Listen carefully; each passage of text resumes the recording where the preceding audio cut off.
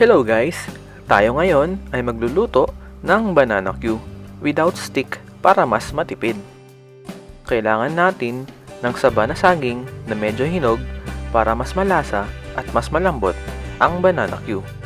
Tanggalin lamang ang balat nito at tsaka hatiin natin ito sa dalawa para mas mabilis itong maluto at mas tipid sa mantika.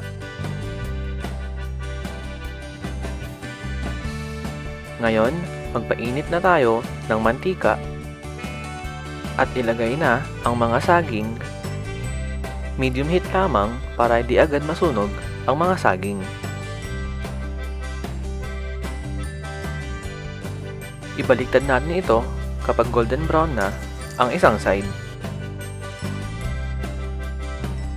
Pagkatapos, lutuin din ang kabilang side hanggang sa maging golden brown.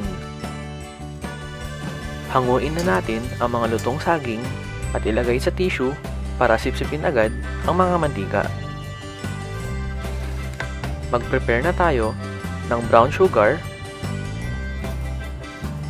at pahiran natin ang buong saging ng asukal. Ingat lamang dahil mainit pa ito.